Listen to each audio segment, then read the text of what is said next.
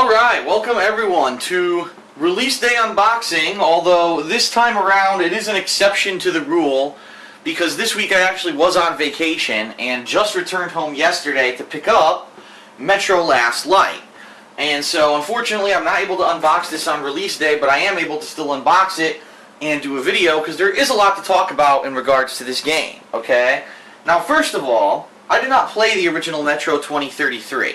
Metro 2033 came out a few years back, back before I was actually doing, this as a full-time occupation, and at a point where I had to limit what games I was going to be playing, and this was one that just fell by the wayside. I didn't know much about it, I hadn't heard much about it, I didn't play it, and then it turns out it was actually a great game in the eyes of quite a lot of people, and I ended up kind of slapping myself and saying, damn it, well, I missed a good one. There's nothing much I could do about it. And unfortunately, I just have not had a chance to go back and play it, since then.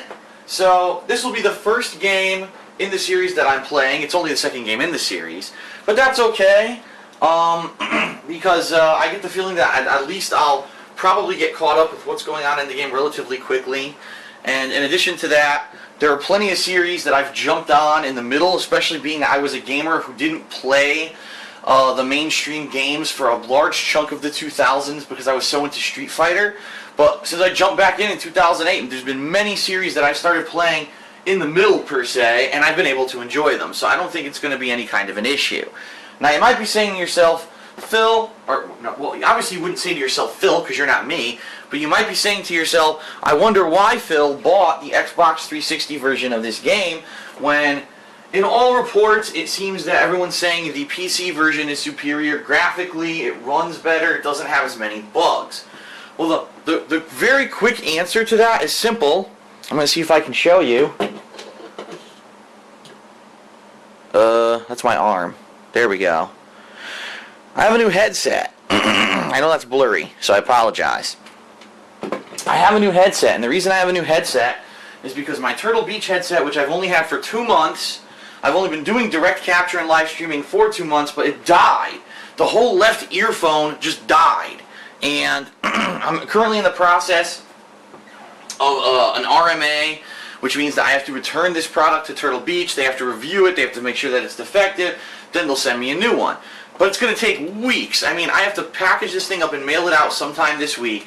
It's probably going to take a few days to get there. It takes them probably around 2 to 3 weeks to even look at the thing, and then for them to mail me a replacement. It's going to take quite a long time. So I had to get something else, and I ordered 2 sets. I actually ordered Triton Pro Pluses, and I also ordered Astro A40s. The Tritons got here first. So luckily for me, here I am back from vacation. I'm going to have a new headset to play the game. However, unfortunately, the Tritons do not work with a PC out of the box. Now, some people kind of disputed when I said that last night, and they said, no, it does. You have to use the same method that you use with the PlayStation 3. You have to use the optical out audio jack, and I think my PC has that. I'm not 100%. If it does, that's good news, but I didn't know that. From all reports, it said that the Triton headset didn't work with the PC out of the box. And so I picked up the Xbox 360 version of the game, okay? Now, let's take a look at this because it's controversial. Just like with everything, it's controversial, alright? Free DLC, Ranger Mode, Weapon, and more, okay? So what is the controversy? Well, apparently, what's being said, and I don't know if there's any truth to this is all conjecture, so if I'm completely wrong, please forgive me, but last night people were saying to me that apparently the actual original version of the game was much harder. Your HUD, your heads-up display in the game was very limited. There was less ammo. It was a lot more difficult of a game, but they decided to dumb down the game for mainstream audiences. So what they did is they created a DLC that would modify the game to its original difficulty, which they are now calling Ranger Mode. Now, the controversy here is that I guess the only people who actually get Ranger Mode are people who pre-ordered the game. On PC, there's no way to get it unless you pre-ordered it. It becomes a free digital download.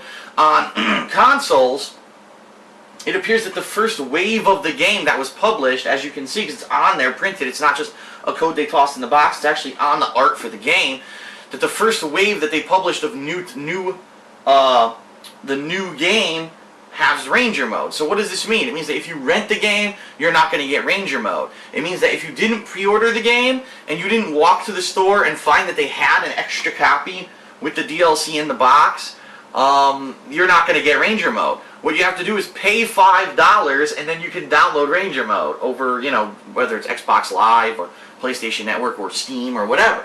And I could see where people are kind of upset if you wanted to play that version of the game, the more difficult version of the game, and you didn't happen to pre-order. But my question is this: if you knew that this more difficult version of the game existed, obviously you're a fan of the game, why didn't you pre-order the game? So it seems to me a lot of people are upset just because they were lazy.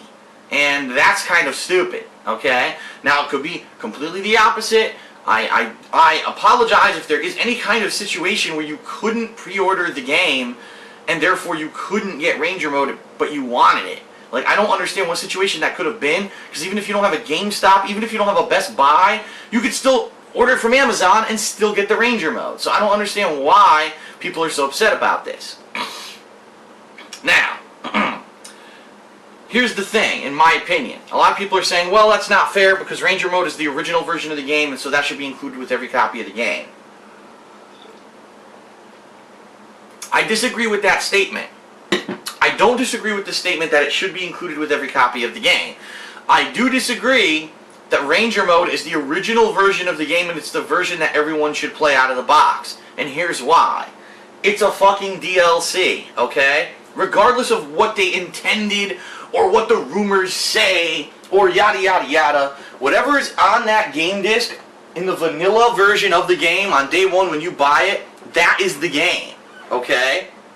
So, that is what is intended for the consumer. If it was dumbed down, well, guess what? That's what they're intending you to play. That is what I will be playing in my playthrough of Metro Last Light. I'm not going to use the Ranger mode because it's a harder version. I didn't play the first game, so I'm probably going to get used to the game to begin with. And I don't, if I really liked the game so much that maybe I wanted to do a second playthrough, then maybe I would do Ranger mode. But what this is telling me, the fact that they chose this to be a DLC, is telling me that the actual game should be the game on the disc, and that if you want additional content or an additional challenging run, then you do the DLC. That's just my take on it as someone who plays, so many different games and has been playing these games for years now. I don't think that people should be all upset if you didn't get Ranger mode, because that's not what was intended for the average consumer to begin with, okay? Alright, so, Metro Last Light Limited Edition. It says, last bullet, last breath, last chance. 2034, fight with every last bullet, breath, and flicker of light using a brutal arsenal of handmade weaponry in a claustrophobic battle to survive the toxic ruins of Moscow and redeem your past.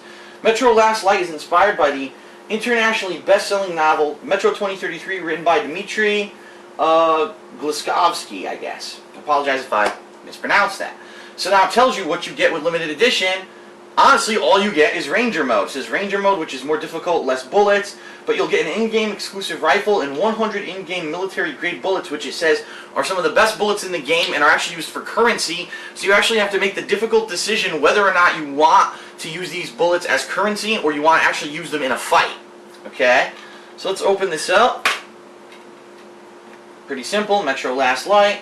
You got your instruction booklet, which is pretty bare bones. All it explains is the controls, which I did look over. It's pretty typical for a first-person shooter. Okay.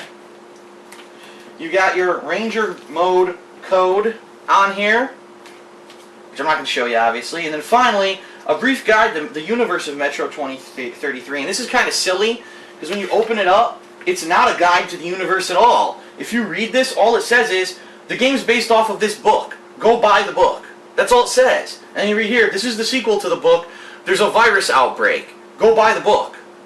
So this doesn't give me background to the universe at all. It doesn't explain the situation. It's just, all I know from this is that it's post-apocalyptic and there's people living in a subway. That's all I know. And then in the back, oh, there's a board game. Go buy the board game. So all this is an advertisement. It's not really giving you any guide or backstory to the game, which I thought it would, and I thought that would be good, and it wasn't. It was kind of disappointing. So the only other thing that I want to show, well, not show, but talk about, is I did get a pre-order code at GameStop. Another pre-order bonus for pre-ordering the game. And and it says you will unlock the RPK light machine gun. So I don't know if that's good. I'm assuming it is. So I will be obviously entering that DLC code for my playthrough. However, I will not, again, I repeat, I will not be entering Ranger mode and playing the game in Ranger mode, because if that's what they intended to be the vanilla version of the game, that's what it would have been on the disc for day one. Alright, so that's it for release day unboxing. That wasn't actually on release day. So just so everybody knows, right now, I literally just filmed this. I'm going to edit it and upload it to the King of Hate vlogs. So it's going to go live, and then as soon as it goes live, I'm going to be setting up for my live stream of Metro Last Light, which is going to be a marathon stream all day Saturday, May 18th.